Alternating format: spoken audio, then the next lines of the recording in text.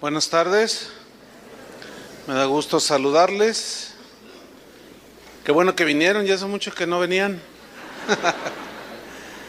Bien, vamos a abrir la Biblia en 1 de Juan 3:18. Vamos a exponer un tema que he titulado Aprendiendo a amar, porque no nacemos por naturaleza, no nacemos con esa capacidad de amar con el amor de Dios, porque nacemos apartados de Dios con esta naturaleza que nos lleva por otros caminos. Entonces es algo que se aprende a amar. Y en 1 de Juan 3:18, si va conmigo allí, el apóstol Juan dijo lo siguiente: hijitos míos, no amemos de palabra ni de lengua. Quiero que vayan notando cómo nos está llevando del conocimiento a una práctica, a acciones prácticas del amor. Hijitos míos, no amemos de palabra ni de lengua, sino de hecho, o sea, con acciones, pero luego añade otra palabra, y en verdad. ¿Qué significa? Con pureza de corazón, con sinceridad de corazón, con un amor práctico. No cabe duda que el cristianismo, hermanos, es muchísimo más que tener una serie de doctrinas o de creencias, los cuales pues la doctrina pues es importante.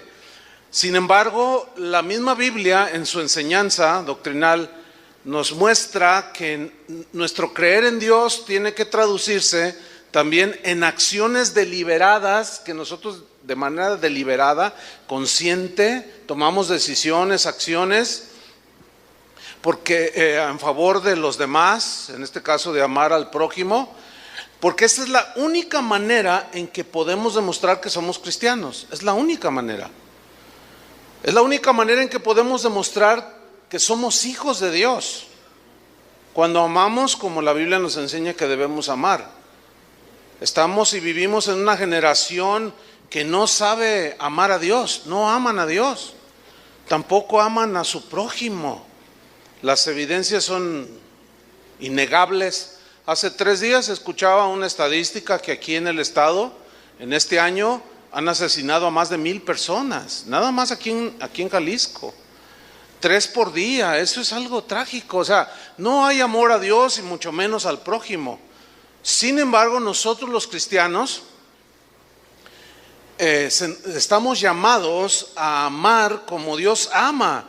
Es muy trágico darnos cuenta que gente que se dice cristiana, pues se queda en una condición muy carnal, decimos, pasan los años y siguen teniendo las mismas reacciones de que voltean la cara, me cae gordo aquel, cosas de esas que son muy de cristianos inmaduros, y desgraciadamente no se disponen a aprender a amar, se quedan estancados. Nosotros tenemos que ir más allá, aprender a amar. Y con lo primero que iniciaré hablando acerca de que debemos de aprender a amar es: debemos de hacerlo con amor sincero. Subrayo, amor sincero.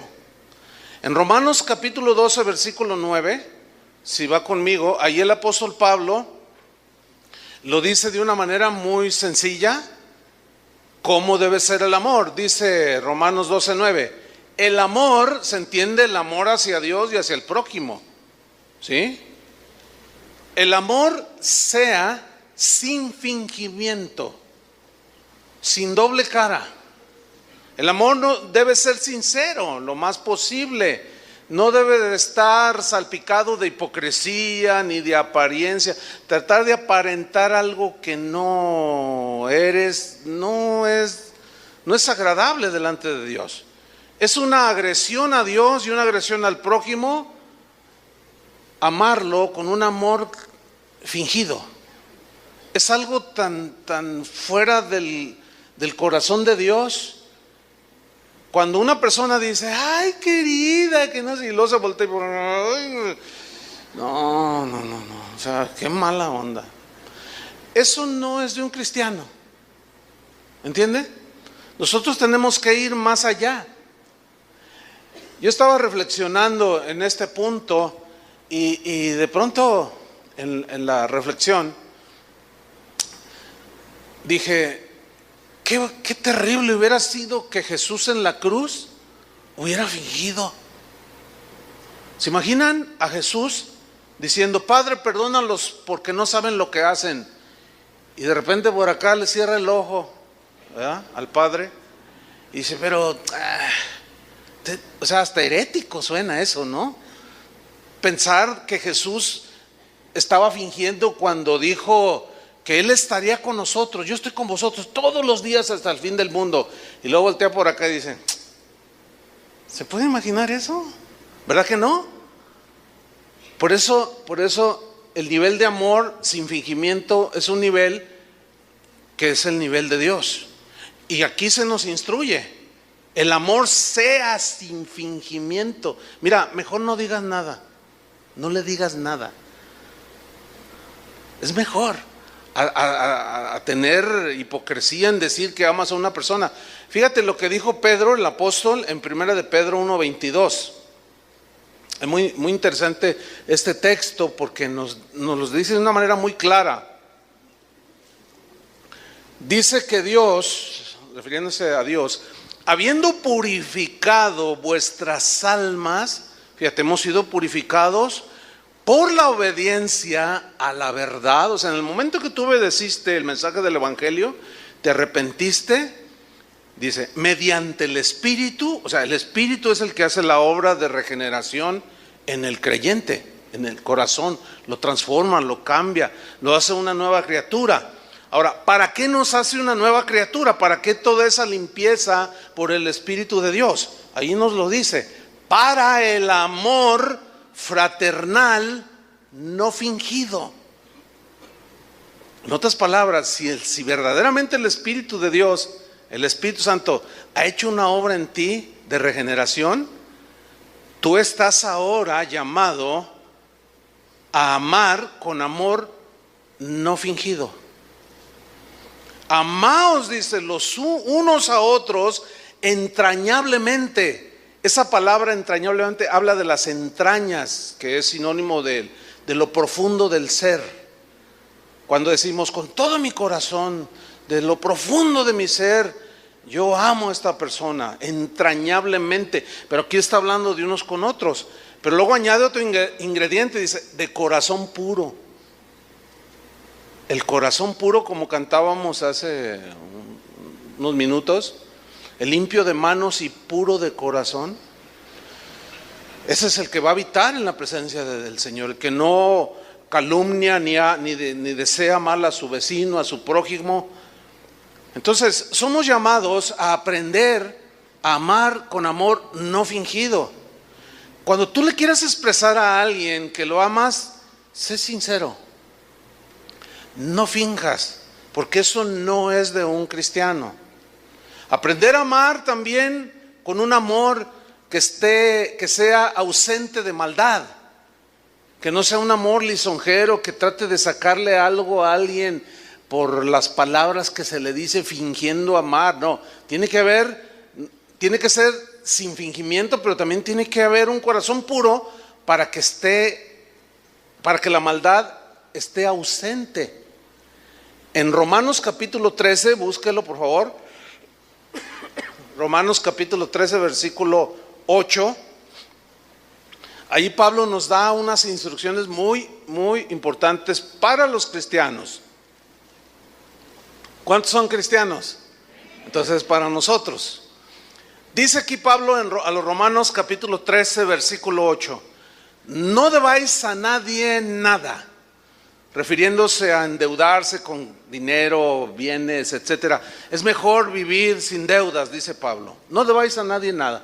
Pero luego hace un contraste de algo que sí debemos de estar endeudados. Dice, sino, o sea, una deuda, sino el amaros unos a otros. Y luego da la razón.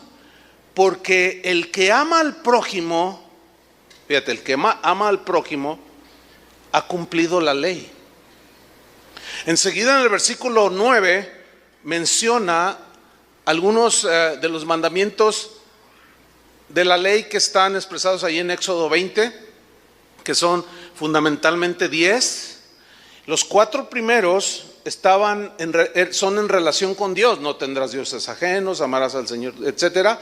Y los 6 restantes tienen que ver con el prójimo.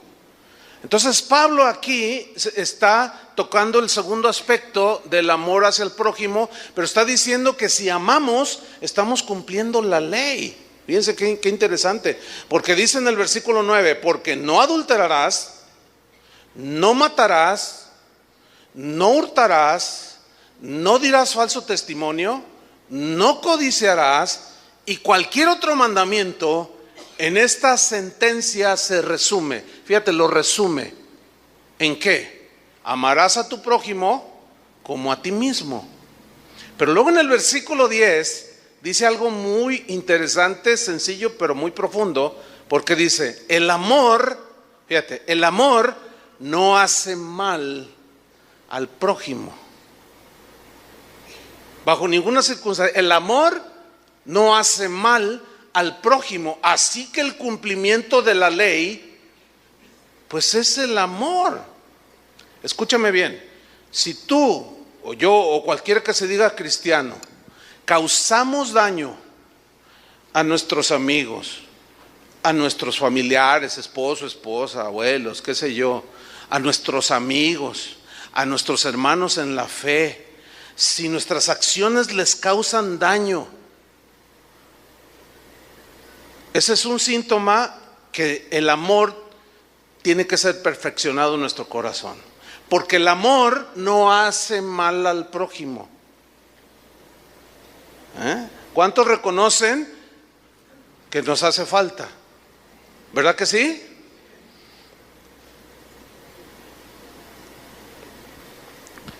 Hay gente que dice amar a sus seres queridos, pero los ama con un amor sofocante, posesivo, demandante, y ese no es un verdadero amor.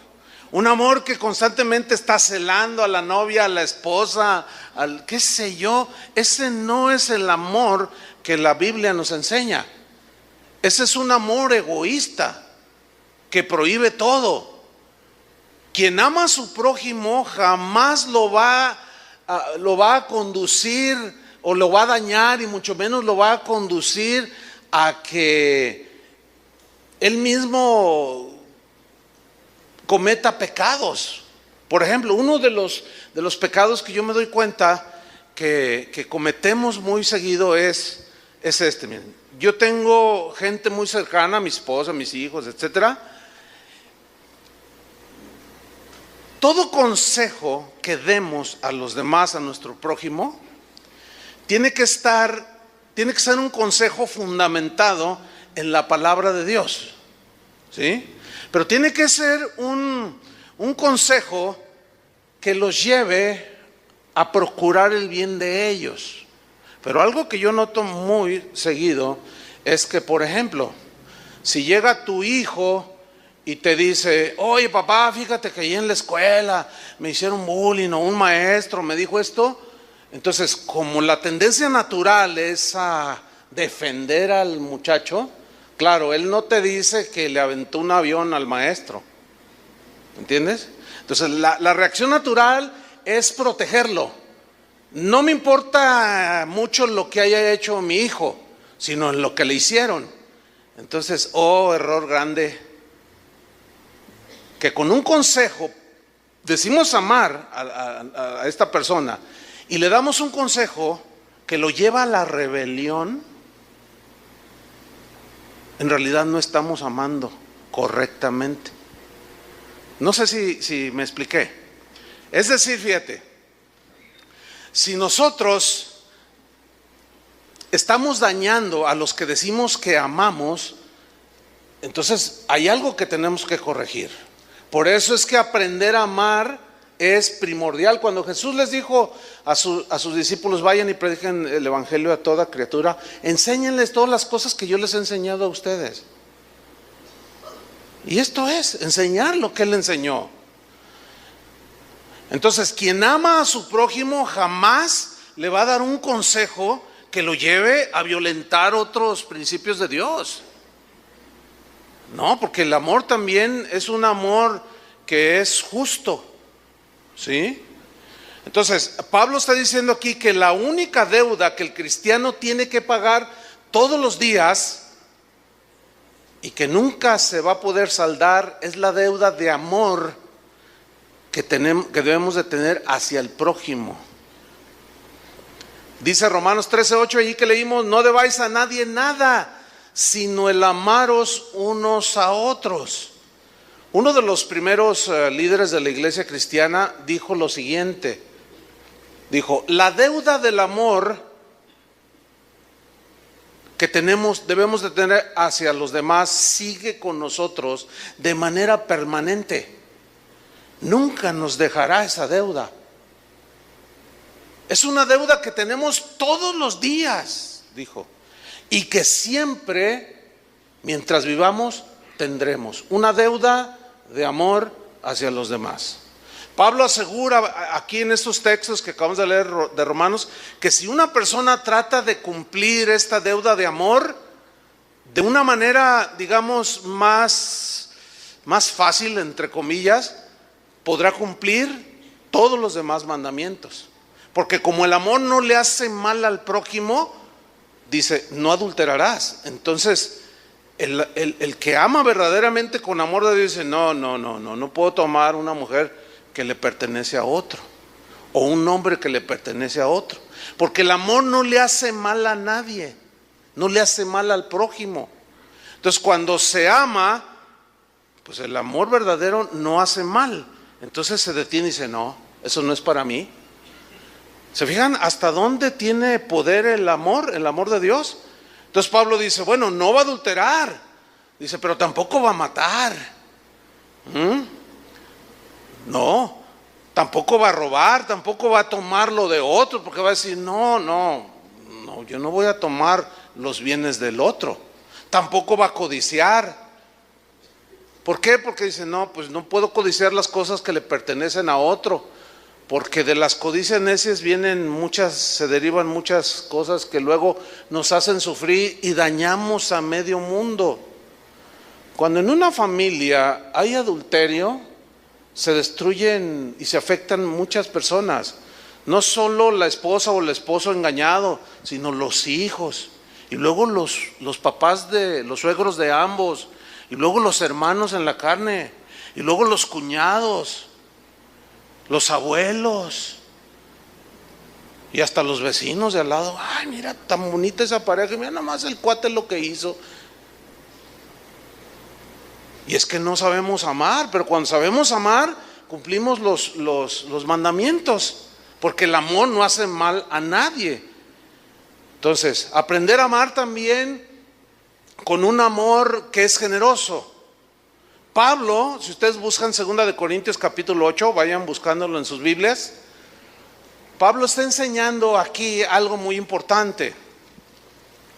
Recuerdan que los corintios eran un poco desordenados, Pablo constantemente los tuvo que exhortar, y bueno, de las exhortaciones se entiende que ellos iban aprendiendo así como nosotros estábamos aprendiendo, ¿sí?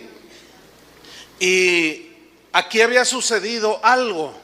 Déjenme darle un contexto antes de leer 2 Corintios capítulo 8.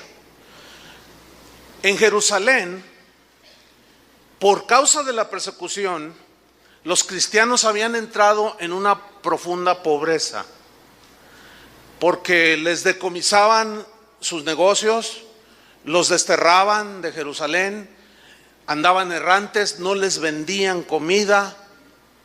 Un tiempo realmente muy difícil. Por consecuencia, los cristianos allí en Jerusalén entraron en una condición de pobreza extrema, así literal, pobreza extrema, que no tenían ni para comer. Entonces Pablo en su enseñanza habla con los corintios al respecto, y miren lo que les dice. 2 Corintios 8 versículo 7 dice, por tanto, como en todo abundáis en fe, ellos tenían dones del Espíritu Santo, en palabra, ellos tenían conocimiento, en ciencia, en toda solicitud, ellos ya empezaban a crecer más y más. Pero luego mira, añade, y en vuestro amor para con nosotros. Dice, abundad también en esta gracia. ¿Qué significa esta gracia? Ayudar a los hermanos que estaban en pobreza allá en Jerusalén. Ahora, sigo en el versículo 8. Noten el tono del apóstol, dice, no hablo como quien manda, aunque tenía la autoridad de un apóstol, no, sino para poner a prueba, o sea, para darme cuenta en el nivel de amor en el que ustedes están, voy a hacer esto, dice, sino para poner a prueba por medio de la diligencia de otros, porque otros cristianos estaban enviando ofrendas para que los hermanos pobres en Jerusalén pudieran tener que comer cotidianamente. Pero a los corintios también Pablo los estaba probando aquí. Dice, también estoy probando, mira lo que dice el versículo 8, la sinceridad de vuestro amor. También voy a probar eso. Versículo 9, Pablo hace un contraste muy interesante con el amor de Dios.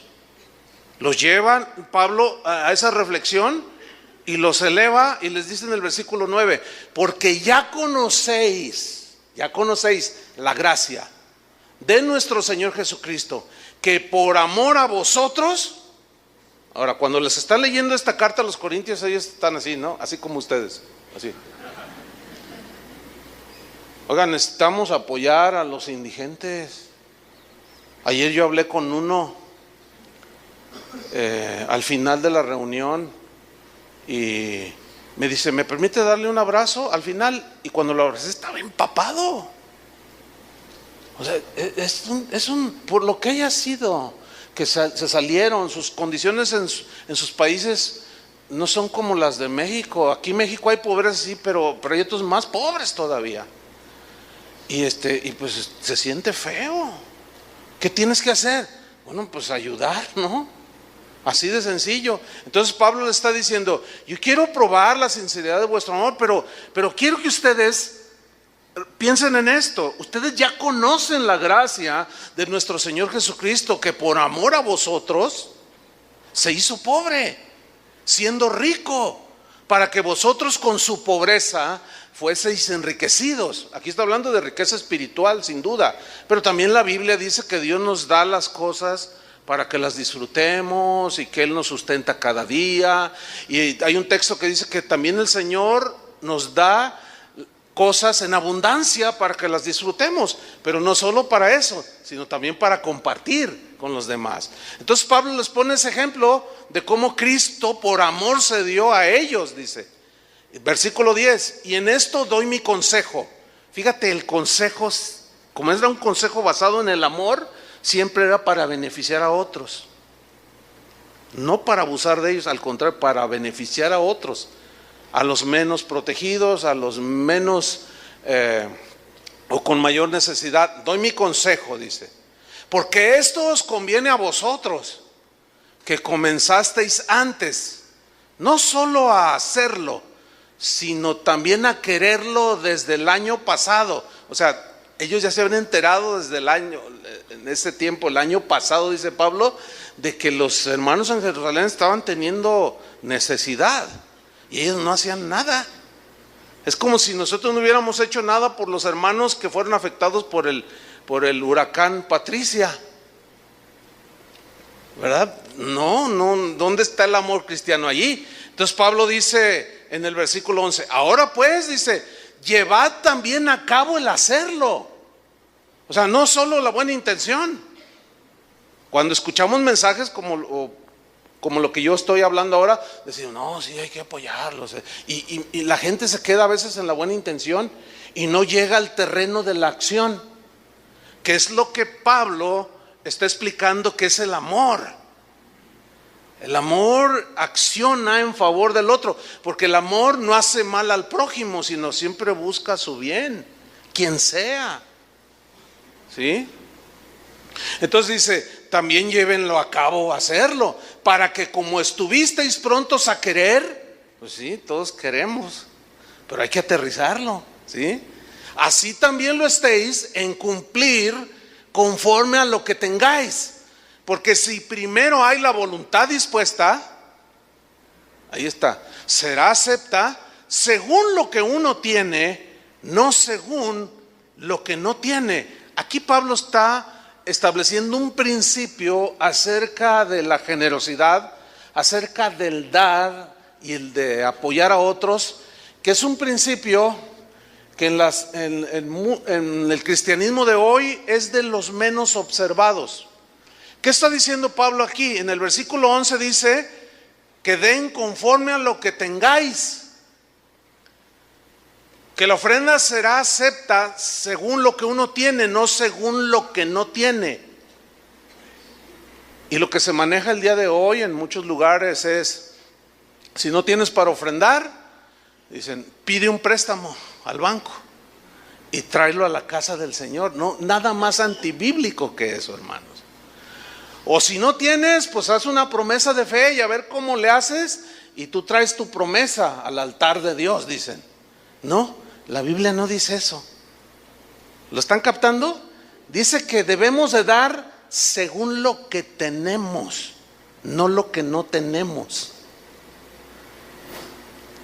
Si yo tengo un peso en la bolsa, es un ejemplo nada más, tengo un peso en la bolsa y me doy cuenta que hay necesidades, pues, como se acaban de expresar hace un rato. Entonces, de ese peso yo digo, yo voy a dar 25 centavos. Está dando una proporción de 25%, ¿no es cierto? Está siendo generoso, la verdad. ¿Se acuerdan cuando Jesús estaba en el templo, dice ahí el Evangelio, y que Él estaba junto al arca de las ofrendas? Era donde la gente depositaba dinero en ofrendas, que había varios tipos de ofrendas. Y dice que Él estaba allí viendo lo que los demás ponían en el cofre de las ofrendas. Para aquellos que dicen que el Señor no se fija en lo que dan, sí se fija. Ahí es claro que el Señor se está fijando. Ahora, ¿por qué se fija el Señor? Les voy a explicar por qué. Porque en eso llega una señora viuda, pobre, dice, que era muy pobre, que tenía, lo único que tenía eran 2 moneditas que se llamaban blanca. Tenía 2 blancas, 2 moneditas, la moneda de menos valor. Y Jesús la mira y la mujer llega, mete su mano a su bolsito, no sé, y saca todo lo que tenía. Con eso podía comprar un par de panes. Y los tomó y los echó al cofre de las ofrendas. Entonces el Señor dijo, ¡hey, todos escúchenme! Y todos lo miraron. Dice, miren, esta mujer ha echado más que todos ustedes. Entonces todos empezaron, pero ¿cómo? Y pues se molestaron por lo que Jesús les dijo. Pero Él les explicó. Dice, ustedes dieron de lo que les sobraba. ¿Qué significaba eso? Que la bendición de Dios para todos ellos, los que les daba de lo que les sobraba después de suplir sus necesidades, pues lo estaban dando y no lo estaba condenando. Estaba enseñando un principio sobre el dar, que es el que yo quiero compartirles. Ustedes dieron de todo lo que les sobraba, pero ella dio todo lo que tenía. Es decir, en proporción, ella dio más que aquellos que les sobraba. Le voy a poner un ejemplo, otro ejemplo. Un amigo mío, un pastor, una vez le escuché un mensaje muy interesante, tocó un punto y dijo lo siguiente: mire, hermano, si usted es una persona que Dios ha bendecido, le ha dado capacidad para negociar, tiene una empresa, Dios lo ha prosperado, lo ha bendecido, y si usted tiene y quiere y se puede comprar un Mercedes-Benz y se lo compra y se gasta 700,000 pesos, 800,000 pesos en un auto así, no es ningún pecado, hermano. Dios no reprueba eso. Usted, si lo quiere, lo tiene y lo puede hacer, cómprese su Mercedes-Benz o su BMW o su Porsche. No hay ningún problema. Dice, pero, escúcheme bien, si usted se gasta 800,000 pesos en un auto o 700,000, y a la hora de que vamos a dar una ofrenda para los pobres que quedaron pobres por el huracán, y usted tiene a bien dar una ofrenda de 100 pesos, ¿está entendiendo? O sea, no va de acuerdo a la proporción en la que Dios lo ha bendecido a usted dar una miserable ofrenda. A lo mejor alguien, lo único que tiene son 100 pesos y lo da, dio más que usted. No, ¿qué es lo que Pablo está diciendo aquí? Que debemos de dar conforme a lo que tenemos, según, dice más abajo en el mismo capítulo, en el capítulo 9, según haya prosperado, dice. ¿Cómo te prosperó el Señor? ¿Cuánto te prosperó el Señor? Esa es la medida en proporción. Si por ejemplo tú en un mes, es un ejemplo, ¿no? Así para ilustrar, son un poco hiperbólicos, ¿no? Los ejemplos. Pero si tú en un mes te ganaste 1 millón de pesos, entonces se ríe, y ojalá, ¿verdad? Sí, tú ganas 1 millón de pesos, pero a la hora de que se recolecta la ofrenda, los diezmos, tú das 500 pesos, nada que ver. ¿Me estoy explicando? Nada que ver, porque alguien puede dar 500 y haber ganado nada más 10,000. O sea, no es proporcional a la bendición. No estás tú siendo generoso. Hay algo en el amor que te falta perfeccionar. Entonces por eso Pablo les está diciendo, miren, ustedes van a dar, vamos a ayudar a los hermanos a dar, pero conforme a lo que tengáis. Dice, conforme, porque la ofrenda será aceptable según lo que uno tiene. Y es obvio que cada uno de los corintios tenía diferentes cantidades en sus bolsillos, como aquí también. Entonces se da conforme a la bendición que hemos recibido del Señor. Ahora sigo leyendo. Versículo 12. Porque si primero hay la voluntad dispuesta, es muy importante. Tú lo entiendes, entonces toma la decisión, porque el amor es una decisión. Dice, está la voluntad dispuesta, será acepta, estoy en el 12, según lo que uno tiene, no según lo que no tiene. Porque no digo esto para que haya para otros holgura y para vosotros estrechez. O sea, no está diciendo Pablo, ustedes van a dar, pero se van a quedar en la miseria, y aquellos les van a dar tanto, aquellos que hasta se van a ir de vacaciones a Cancún. No se trata de eso. Se trata de hacerlo de manera proporcional, sabia, pero generosa. Dicen, no que ustedes se queden ahora ustedes en la miseria y aquellos luego ya están en holgura. Pero mira lo que dice el versículo 14, sino para que en este tiempo, con igualdad, la abundancia vuestra supla la escasez de ellos. Para que también la abundancia de ellos supla la necesidad vuestra. ¿Qué quiso decir Pablo aquí? Para que haya igualdad. ¿Qué quiso decir? Porque las situaciones se pueden invertir. ¿Quién de ustedes asegura que lo que posee y lo que tiene no puede desaparecer en un día? ¿Ah? En un día se te puede acabar todo. ¿Sí o no? Nadie está seguro en eso. Dice el proverbio, el que le da al pobre, a Dios le presta. O sea, que Dios no se queda con nada y te lo multiplica, te bendice, decimos nosotros, te bendijo en ese sentido. Entonces, como nadie asegura nada de lo que posee, Pablo dice, la abundancia vuestra supla la necesidad de ellos, para que la abundancia de ellos pueda en algún momento suplir cuando ustedes estén en necesidad. Fíjate, yo hace tiempo, una persona, una hermana, una señora, en realidad viuda, tenía ciertos recursos, generosa, la señora siempre aportaba generosamente, siempre una persona muy generosa, pero un día se le vino todo abajo, sus negocios, sus rentas se le vinieron abajo. tuvo un problema allí financiero y se quedó sin nada.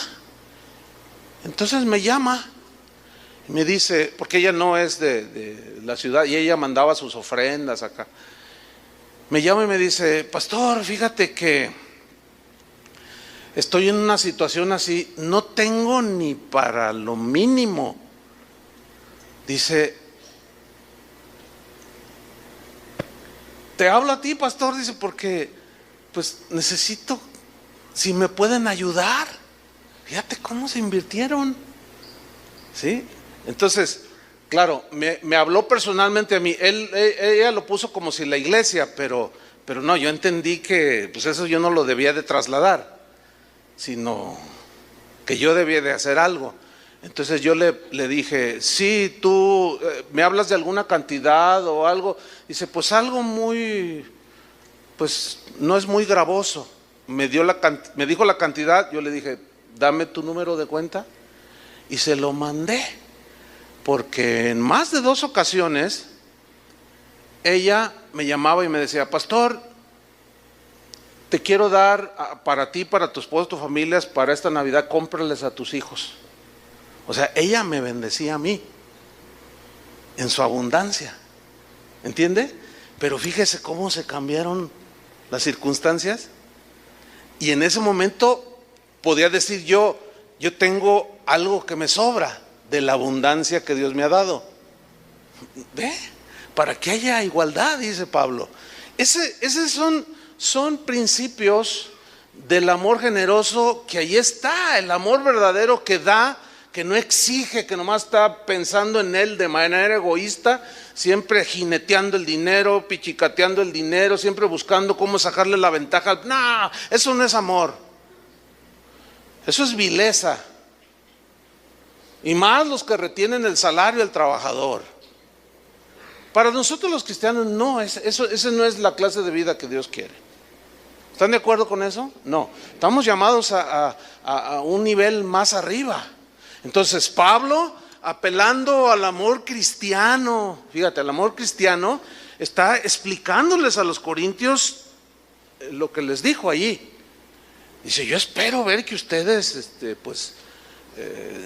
están creciendo, pero voy a probar su generosidad, voy a probar su amor sincero que dicen tener ahora. Entonces es precisamente apelando al amor cristiano que es lo que permite pedir ayuda, pedir el favor para ayudar a otros que están en desgracia, como lo que acaba de hacer Toño Ortiz hace un momento, ¿sí? Se apela a la generosidad cristiana, ¿sí? Se está visitando un grupo de ancianitos en un asilo de ancianos que Carlos, mi hermano, me estaba contando que la primera vez que fueron, pues es un grupo de ancianos y muchos tienen hijos pero los abandonan. Y que estaban allí, pero que había uno de los ancianitos que era como el que los lideraba, ¿no? Entonces cuando llegaron allí les empezaron a predicar la palabra de Dios, los tenía así como amenazados. Entonces llegaban y se ponían nerviosos. Pero dice mi hermano que estaba enfermo y que oraron por él y no quería, y oraron por él y el Señor lo tocó y se convirtió. Entonces ahora le decía, vengan todos a oír. Y todos ya van los viejitos a oír. Pero es gente que está en pobreza, de verdad. Entonces, pues a la hora de que, pues mire, la Biblia dice, entonces, pues unas letritas así chiquitas. Por eso les dijeron Biblias con letra grande. Entonces, se está pidiendo ayuda para otros, pero se apela a la generosidad cristiana, a la generosidad del cristiano. Si realmente nosotros amamos como el Señor nos enseña a amar, vamos a encontrar que es fácil dar, ¿sí? Es fácil dar porque sabemos que las palabras de Jesús, más bienaventurado es dar, ¿sí? Miren este pasaje que está allí en una carta. Es una carta que Pablo le escribió a un cristiano llamado Filemón. Búsquelo, allí está en su Biblia, le aseguro que ahí está, Pero está tan chiquita que nada más es un capítulo o puros versículos tiene. Y es una carta muy cortita, pero es muy profunda a la vez. Pablo aquí está apelando precisamente al amor cristiano. Aquí hay varios personajes. Está el apóstol Pablo, está Filemón, a quien se le dirigió la carta. Aparece allí la esposa de Filemón y otras personas, pero aparece el personaje, uno de los personajes principales. Era un hombre llamado Onésimo. Onésimo es un nombre que significa útil. Eso significa útil. Así es que si usted se llama Onésimo, usted se llama útil. Pero el útil se volvió inútil. Porque él era un esclavo de Filemón, lo cual habla que si Filemón, la persona que tenía esclavos en ese tiempo, era porque la razón era de tener esclavos porque tenía manera de comprarlos y tenerlos. Así estaba en aquellos tiempos. Entonces se entiende que era un hombre rico, pues, con recursos. Pero resulta que Onésimo transió a su patrón, le robó, lo desfalcó, lo defraudó. Algo pasó y salió huyendo Onésimo. Onésimo no era cristiano, por supuesto, porque se entiende que los cristianos no transan y sí avanzan. Entonces se fue huyendo, pero mire cómo es el Señor. Pablo estaba en la cárcel y se entiende porque él dice que lo engendró en sus prisiones, de que le compartió estando en la prisión. Algo ha de haber hecho por ahí, le compartió, se convirtió Onésimo. Y especulando un poco, voy a ponerlo de esta manera. Empezaron a hablar con él. A ver Onésimo, dime, ¿de dónde eres? No, pues yo soy de tal lugar, pero yo nací allí, yo soy de este pueblo, y así. No está en la Biblia esto, es obvio, ¿no? Estoy nada más suponiendo. Porque es por lo que se lee después, que ahorita lo vamos a hacer. Si es que tú eres de este lugar. Oye, fíjate que yo conozco ahí un hombre, un hacendado ahí, se llama Filemón y el Onésimo. ¿Lo conoces? Bueno, pues sí. Dice, a ver, cuéntame, ¿cómo? Entonces, pues le expresa a Pablo que algo le hizo, ¿sí? Y leamos lo que Pablo, por el Espíritu Santo, finalmente le escribe esta carta a Filemón. Ahora, imagínense a Filemón cuando la está leyendo también, cuando abre así el pergamino, chiquito, porque está muy chiquita la carta así, y empieza a leer lo siguiente. Filemón, versículo 8, dice: por lo cual, aunque tengo mucha libertad en Cristo para mandarte lo que conviene, más bien, fíjense qué bonito esto, te ruego por amor. Fíjense entonces cómo está apelando al amor cristiano, lo que le iba a pedir. Dice, más bien te ruego por amor, siendo como soy, Pablo, ya anciano, viejito ya tenía su credencial del INSEN. Por cierto, ya en enero puedo sacar la mía, aunque me veo de 30 en el Señor. Dice, ya estoy anciano, dice, y ahora además prisionero de Jesucristo. O sea, no puedo hacer nada que el Señor no me diga. Dice el versículo 10, te ruego por mi hijo Onésimo. Entonces cuando Filemón está leyendo así como, Onésimo, ay Onésimo, ¿me transió? Onésimo me defraudó. Onésimo me hizo una mala, yo le tendí la mano, sí era mi esclavo, pero no le gustaba trabajar y me la hizo. Estamos suponiendo que así fue, ¿no? Entonces Pablo dice, te ruego por mi hijo, le dice mi hijo Onésimo, a quien engendré en mis prisiones. O sea, a quien entregó su vida a Cristo cuando estaba yo en la prisión y le compartí, y es mi hijo espiritual. Fíjense cómo se introduce a Filemón. Versículo 11. En el cual, o sea, Onésimo, en otro tiempo te fue inútil. Aquí Pablo, en el griego, que es el original, está haciendo un juego de palabras que aquí no se percibe. Porque Onésimo significa útil.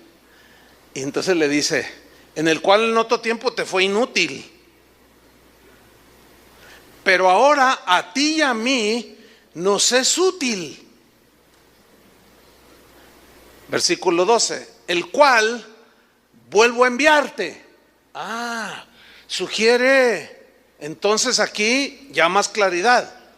Sugiere que Filemón, se me confundo, que Filemón ya se había dado cuenta que Onésimo dice que se había convertido y aparentemente como que dijo, no, que se va a convertir. Dice, ya te lo había enviado, dice. Fíjate lo que dice. El cual vuelvo a enviarte. Tú pues, recíbele como a mí mismo.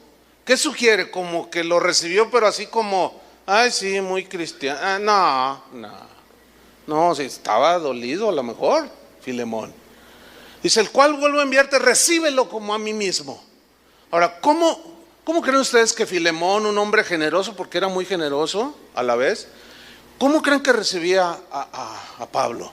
Sin duda que le ofrecía su dormitorio, qué sé yo, le daba buena comida, quería ser hospitalario. Mire, yo cuando visito las casas de oración, yo lo percibo. Los hermanos son muy hospitalarios, bien cariñosos, agradecidos. ¿Qué quiere comer, pastor? A veces le llaman a mi esposa, ¿verdad? Y te dicen, ¿qué come el pastor? Y, no, él es estándar, él come todo. No, pero ¿qué le gusta? Es que queremos darle lo que le gusta. Y si hablan de algún otro país, dice, tortas ahogadas, no, pues ya. Pues esa es solo aquí. Pero ellos te dan las tortas ahogadas. Un día me dieron tortas ahogadas, pero era como pan Bimbo. Bueno, pues uno lo agradece, pero ellos te quieren recibir bien, te dan lo que tienen. Entonces Pablo le dice, recibe a Onésimo como si fuera yo mismo, Filemón. Entonces imagínense al Filemón leyendo la carta, ¿no? Hijo, ¿a poco le voy a sentar a mi mesa? ¿A poco no? Bueno, seguimos leyendo. Versículo 13. Yo quisiera retenerle conmigo, a Onésimo, para que en lugar tuyo me sirviesen mis prisiones por el evangelio. ¿Qué significa esto? Que Filemón llegó a ser como el asistente de Pablo, digamos como el secretario, el que miraba mientras él escribía, compartía, el que lo atendía, vamos, a él. Filemón lo hizo. Pero llegó un momento en que Filemón se tuvo que regresar a su lugar de origen y Onésimo tomó el lugar de él. Fíjate cómo obra el Señor. Entonces le dice, estoy en el versículo 13. Yo quisiera retenerle conmigo para que en lugar tuyo me sirviesen mis prisiones por el evangelio, pero nada quise hacer sin tu consentimiento. Vean el respeto que él tenía aún por los demás, para que tu favor, o sea, el favor que le estaba pidiendo no fuese como de necesidad. Tengo que hacerlo porque el apóstol Pablo me está diciendo, no, sino voluntario, Filemón, con verdadero sentido del amor. Versículo 15. Porque quizás para esto se apartó de ti por algún tiempo, para que le recibieses para siempre. O sea, el mismo Onésimo quizás sintió las miradas así de desconfianza, o de así como de, ay, sí, tú, tú. No sabemos, estoy especulando, pero por lo que dice aquí, él se apartó de ti por algún tiempo para que lo recibieses para siempre. O sea, a la vez Onésimo quería la reconciliación, pero no tenía con qué pagarle, seguía siendo pobre. Y luego dice Pablo en el versículo 16, no ya como esclavo, sino como más que esclavo, le dice, como hermano amado,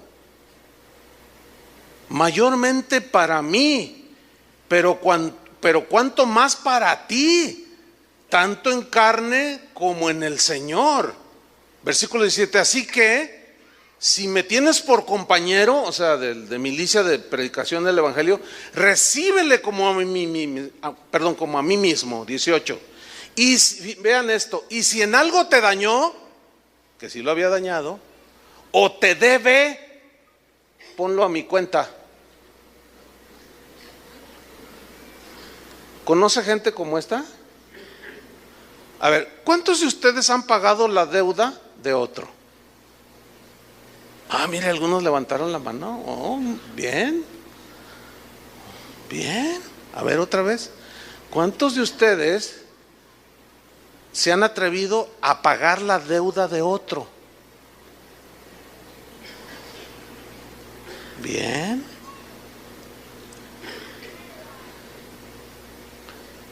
O para aterrizarlo, ¿cuántos de ustedes como regalo de Navidad perdonarían la deuda? Más manos, gloria a Dios. Bueno, nomás no se emocionen como los corintios, que sí, tenían la voluntad, pero nunca aterrizaron. No, aterrícenlo, porque ya Dios vio que levantaron la mano,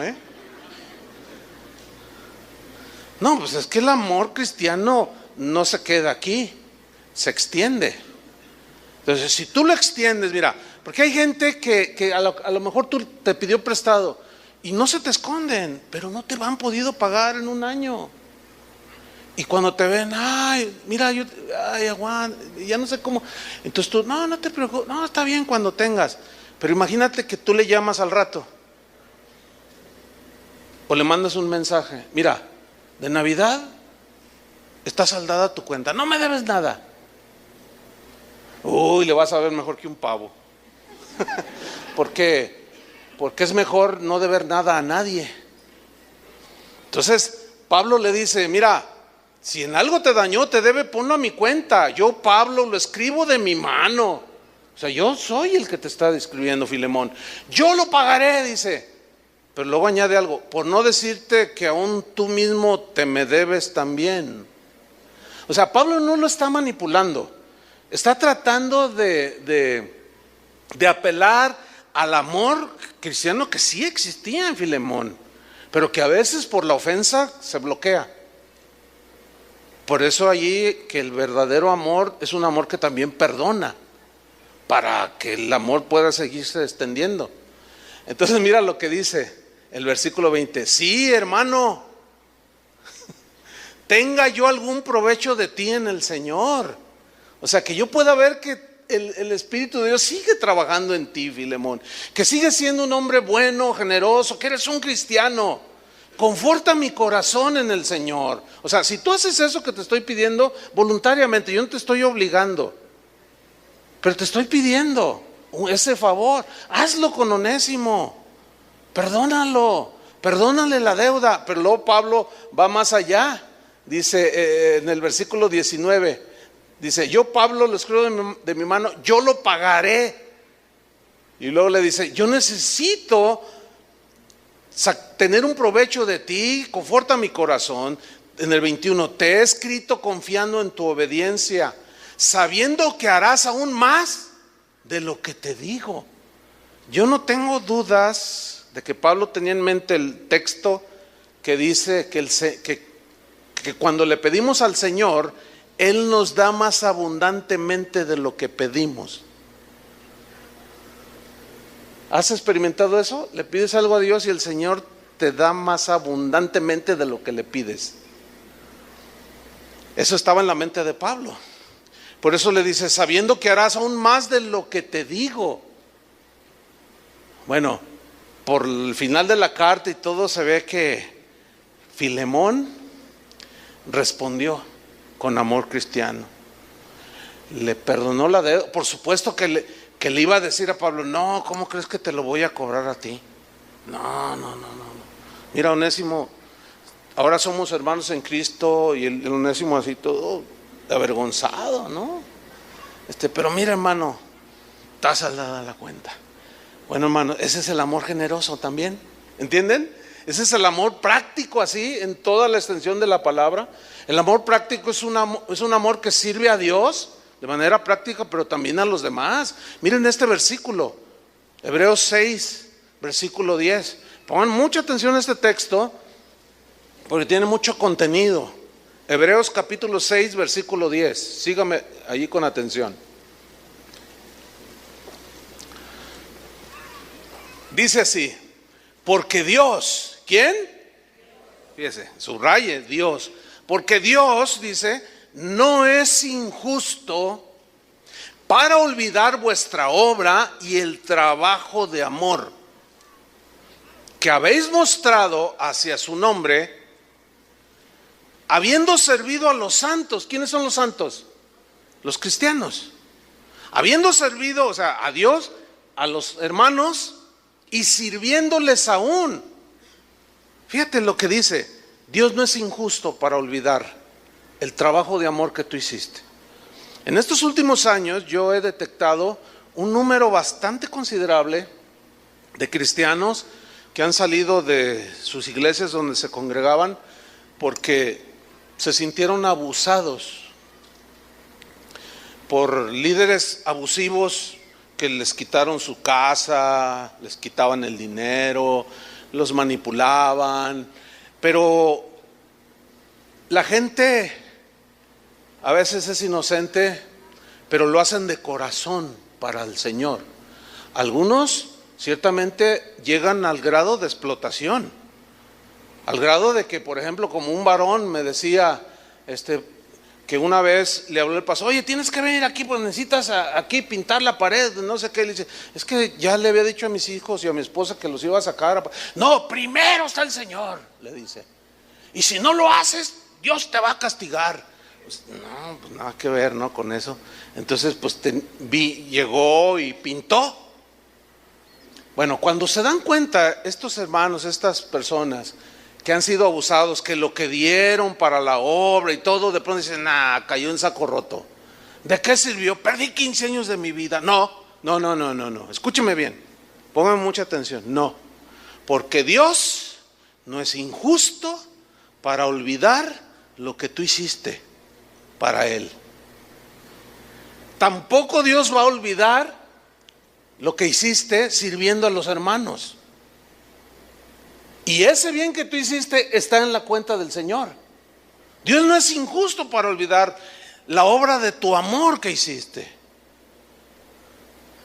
Esta es una congregación pues relativamente numerosa y hay mucha gente sirviendo. Hay un buen número de decanes, de ujieres, de gente que sirve. Hay más de 150 maestros que atienden a casi 1000 niños. Hay un montón de servidores en la alabanza, en fin. Y toda esta gente lo hace por amor. Sirven al Señor, pero también sirven a los santos. Bueno, yo me siento muy agradecido por la gente que Dios ha levantado aquí. Es gente de verdad, mire, aquí hay gente. En la mañana estaba sentada una hermana que tiene más de 30 años aquí en la congregación, y ella es una maestra de niños.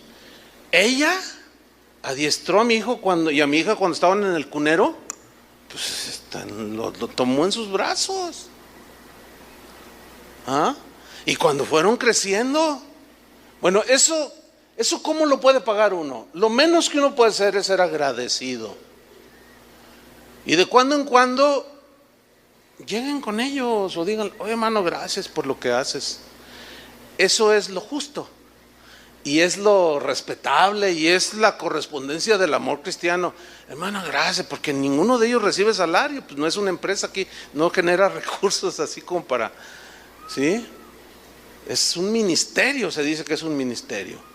Entonces, pues gracias a Dios por todos los que han hecho algo por Dios y por los hermanos. Pero acuérdate de este texto: Dios no es injusto para olvidar lo que tú hiciste por Él, para Él y por los demás. El que le da al pobre, el que tiende la mano de ayuda, Dios lo bendice. No estoy hablando de dinero solamente. Por eso el apóstol dijo: no amemos de palabra ni de lengua, sino de hecho y en verdad. Entonces, así es como el amor se va extendiendo hasta llegar al punto de ser un amor o de aprender a amar con amor paciente. ¿Por qué? ¿Por qué dice el apóstol en Efesios 4:2? Si lo quiere buscar, yo se lo leo.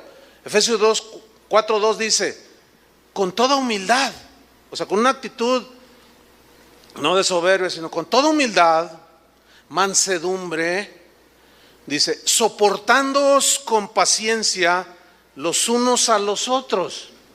Pero luego añade, en amor. ¿Por qué en amor? Porque el amor es la fuente. ¿Sí?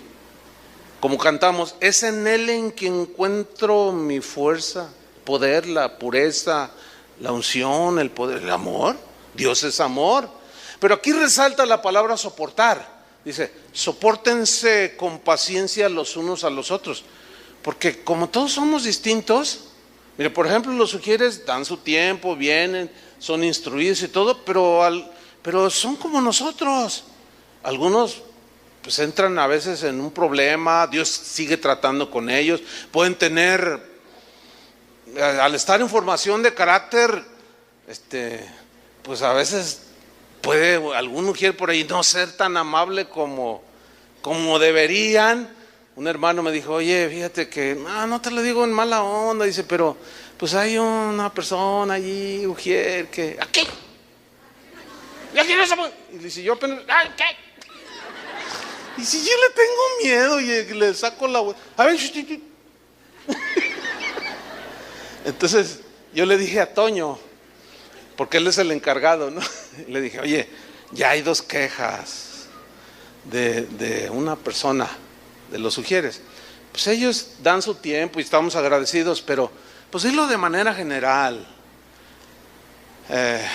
Pues que sea más amable, que si tiene alguna situación, si hay alguna situación, pues se acerquen y ora por ellos. Sí, pero también algunos de ustedes no son fáciles. O sea, son iguales que algunos de ellos también. O como algunos de nosotros los pastores. A veces los sugieres bien amables y a veces me ha tocado ver que ni caso les hacen. Oiga, siquiera por atención, por educación. Hermano, mire, pásale por... No, yo me siento donde me da mi gana. Y se pasa, con su bibliota, claro. Yo me siento donde me da mi gana. Y hasta pone su bibliota y también son difíciles de soportar. Bueno, ¿eso qué crea? Crea conflictos, ¿no? Crea roces. Bueno, ¿qué dice la Biblia?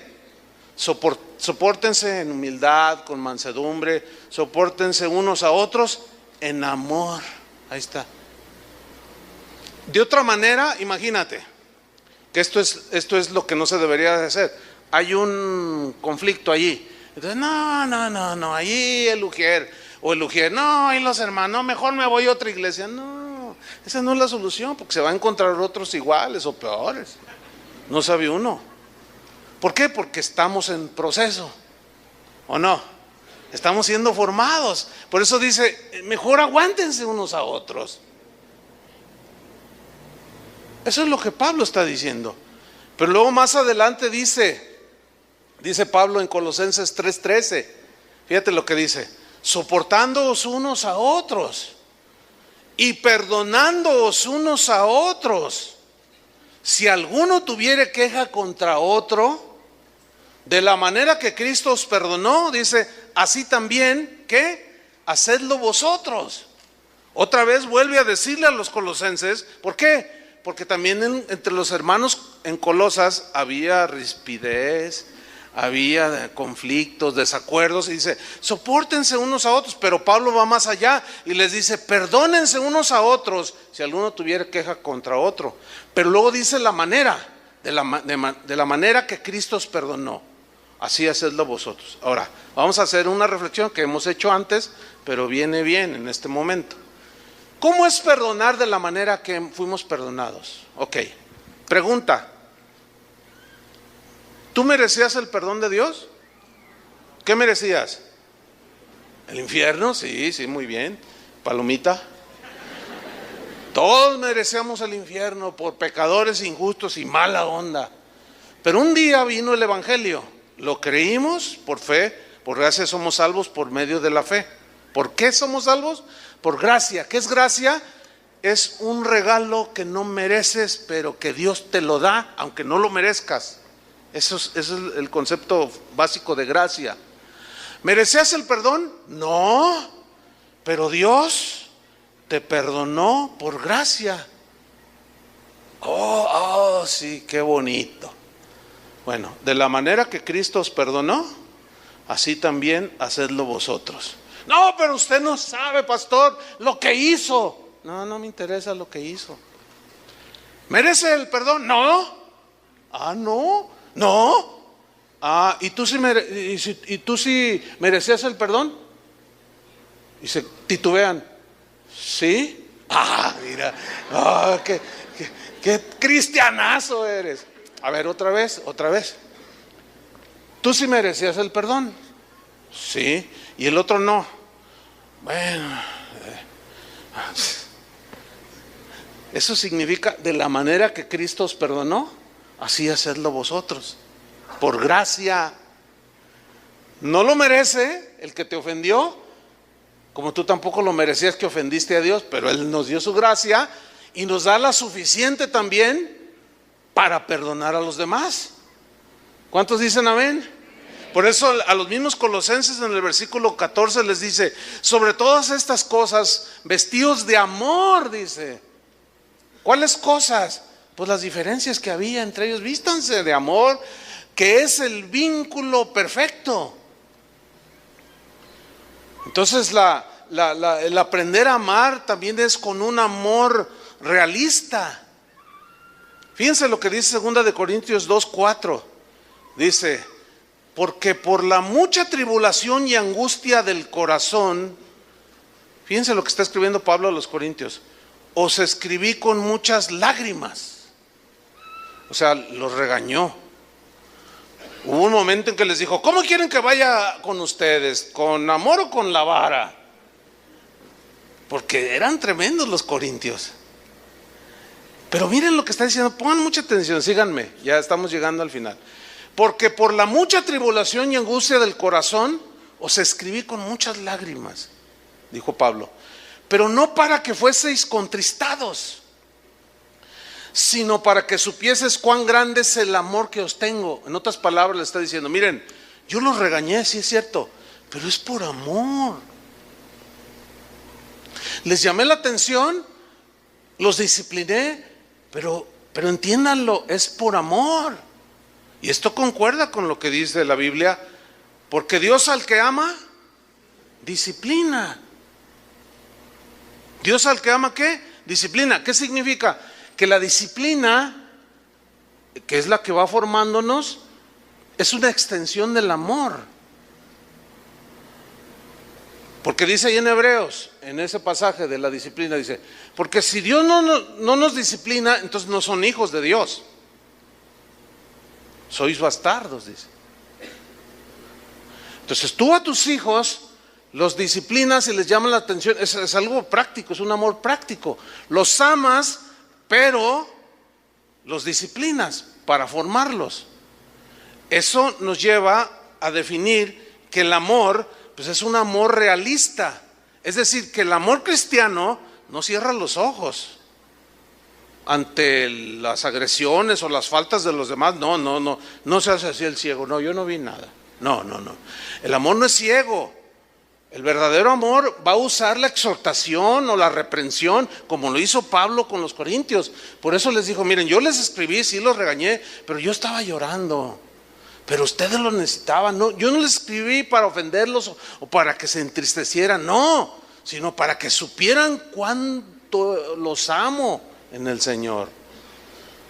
Entonces, cuando el amor no quiere ver las faltas y evita la amonestación, no es amor auténtico, porque en realidad está dañando a aquel que dice amar, como a un hijo que se porta grosero y tiene 6-7 años, va creciendo. Necesita disciplina, necesita formación, necesita amonestación de los padres. Y si los padres evaden la amonestación, en realidad están dañando al que dicen que aman. Por eso es que Dios no nos deja así nada más. Entonces su amor es práctico. Sí, nos ama, pero cuando nos descarriamos, nos disciplina, ¿sí? Entonces, de manera práctica es lo mismo entre nosotros. Un ejemplo, tú tienes un amigo aquí en la congregación o amigos, entonces ves que uno empieza a andar en malos pasos, la tentación lo está asediando y cae en la tentación. Si en verdad lo amas, no te puedes hacer de la vista gorda, no te puedes hacer el disimulado. No, tú vas con amor cristiano y lo exhortas. O sea, es un amor realista también. Oye, hermano, no, mira, no, ¿cómo que estás saliendo con una muchacha que no es cristiana? Y luego la típica, es que no hay en la iglesia. No, hay un montón. No hay, dicen. Pero pues, son los pretextos clásicos, ¿no? No, mira, hermano, es que en realidad no está bien. Entonces tú lo estás exhortando. Pero no va a faltar el que diga, no, hermano, tú, gloria a Dios, yo voy a orar por ti. Tú, mira, hay que confiar en el Señor, a lo mejor no se convierte. Pues tú sal con él. No. Es que yo sí te amo. No, discúlpame. Ese no es amor. Es un amor distorsionado. Entonces el amor es realista y no cierra los ojos. Ahora, ¿qué dice Gálatas 6:1? Dice, hermanos, se lo voy a leer en una versión parafraseada. Hermanos, es posible que alguno de ustedes caiga en la trampa del pecado. Ustedes que son guiados por el Espíritu, acérquense a Él, fíjate, acérquense a Él y ayúdenle a corregir su error. Dice esta versión, pero ojo, así dice, pero ojo, háganlo con humildad y mansedumbre, pues ustedes también pueden caer en la misma tentación. En la versión nuestra dice, hermanos, cuando alguno es sorprendido de alguna falta, los que son espirituales, restáurenle. ¿Cómo? Con espíritu de mansedumbre. Eso significa que el amor, que es práctico, no está ciego, pero que también el amor invade otra área, que es aprender a decir la verdad, pero cuidando de no herir al otro. ¿Sí? Efesios 4:15 lo dice. Sino que siguiendo la verdad en amor, ¿siguiendo qué? La verdad en amor. Crezcamos en todo en aquel que es la cabeza, esto es Cristo. Dice Proverbios 16:6, porque con misericordia y verdad se corrige el pecado. Yo les comenté hace unos meses de algo que el Señor me habló a mí. Me dijo, oye, tienes que corregir algo. Ya habían pasado 7 años. Yo decía que dormía tranquilo y sí, pero una noche el Señor me despertó, 3 de la madrugada, y me dice, Chuy, mira, hay algo que tienes que corregir. Hay algo que tú hiciste correcto, pero lo hiciste de manera incorrecta. Y yo dije, Señor, pero ¿cómo? No entiendo. Y que estás así dormido, y luego el Señor te habla, o me esperó a que me despertara, porque me dijo, tengo algo contra ti, tienes algo que corregir. Y pues me desperté, de sopetón. Dije, ¿qué, Señor? Y Él me dice, mira, ¿te acuerdas cuando yo te dije que exhortaras a aquel pastor? Y me dijo su nombre y todo. Yo le dije, sí. Dice, mira, hiciste lo correcto, exhortarle, porque él se estaba desviando. Dice, pero lo hiciste de manera incorrecta, heriste su corazón, no lo hiciste de manera mansa ni amable. Y cuando eso me dijo, dije, sí es cierto. Dice, así es que escríbele, como él vive en otro país, me dijo, escríbele y pídele perdón.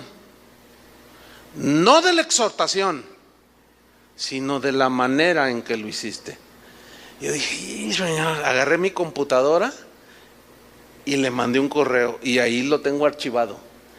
Y le dije, hermano, mira, así, el Señor me mostró esto, te ruego me perdones por la manera en que yo te exhorté. No te estoy pidiendo perdón por la exhortación, porque esa fue correcta, que gracias a Dios Él corrigió, fíjense. sino de la manera en que yo lo hice. No lo hice muy amable, muy tierno, muy en manera mansa. Perdóname. Y su respuesta fue satisfactoria, fue tremenda. Me dijo: hermano Chuy, dice, Dios sabe cuánto te amo.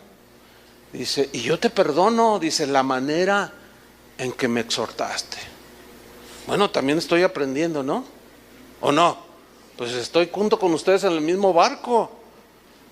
Bueno, estamos aprendiendo, y sí.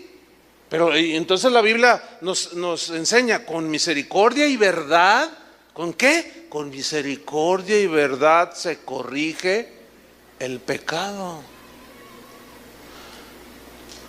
Entonces, cuando tú verdaderamente amas a alguien, lo corriges. Pero procuremos hacerlo con humildad, con mansedumbre, no con desprecio. Y mucho menos dejando una impresión de que yo soy mejor que tú, porque yo nunca haría una cosa así. Porque Gálatas nos dice, no sea que tú también seas tentado y caigas en el mismo pecado. Ven hasta dónde abarca el amor. Y finalmente, Pablo en Filipenses capítulo 2, versículo 1, nos habla de cómo el amor pues es el vínculo perfecto que hace posible nuestro compañerismo. Dice Filipenses 2:1, por tanto, dice, si hay alguna consolación en Cristo, si algún consuelo de amor, si alguna comunión del Espíritu, si algún afecto entrañable, si alguna misericordia, o sea, entre ellos, completad mi gozo, sintiendo lo mismo, teniendo el mismo amor, unánimes, sintiendo una misma cosa. Nada hagáis por contienda o por vanagloria, antes bien con humildad, estimando cada uno a los demás como superiores a él mismo. Termino con esto. El edificio que va a sostener la vida de un cristiano son dos columnas. Una es el amor a Dios y la otra es el amor al prójimo. Si falta cualquiera de esas dos, se te va a venir abajo todo. Porque vas a tener muchas broncas con Dios o vas a tener muchas broncas con tu prójimo. Y muchos desacuerdos, porque no cedes, porque no amas, porque no perdonas, porque no soportas, porque no toleras, porque no eres paciente. Entonces, estas dos columnas son fundamentales para un cristiano. Si tú eres cristiano, esto es para ti. Tú estás llamado a eso, estamos llamados a eso. ¿Consideran que necesitamos seguir aprendiendo? Yo también. Vamos a pedirle a Dios su gracia para que nos ayude a seguir aprendiendo. Amén. Pónganse de pie y oremos. Señor, te damos muchas gracias por tu palabra que es viva. Gracias, Señor, porque nos enseñas cada día cosas hermosas. En este caso, Señor, nos has expuesto que necesitamos aprender cada día a amar como tú amas, Señor. Gracias, Jesús, porque tú eres nuestro máximo ejemplo. Y ahora nos has sellado con tu Espíritu Santo, nos has dado las arras del Espíritu, y ahora somos tus hijos con una nueva naturaleza, y esa nueva naturaleza es la que nos capacita con la fuerza que da el Espíritu Santo en cada uno de nosotros para poder extendernos primeramente hacia ti, Señor, en amor, en amarte por sobre todas las cosas, pero también a nuestro prójimo, Señor, con un amor y con acciones generosas, pacientes, perdonadoras, tolerantes. Gracias, Jesús, porque tú eres nuestro Señor, nuestro Dios. Tú eres quien está guiando nuestras vidas por el Espíritu Santo que enviaste para no dejarnos huérfanos, y somos guiados por tu Espíritu Santo. Gracias, Señor, porque estamos aprendiendo. Gracias por la paciencia que has tenido con nosotros, Señor, porque a pesar de todos los sinsabores o cosas que hayan pasado, aquí estamos, Señor. Aquí está tu grey, aquí están tus hijos, y eso es señal de paciencia tuya, Señor. Pero eso mismo tenemos que aprender para con nuestros hermanos, te agradecemos, Padre, en el nombre de Jesús. Amén. Que Dios los bendiga, hermanos.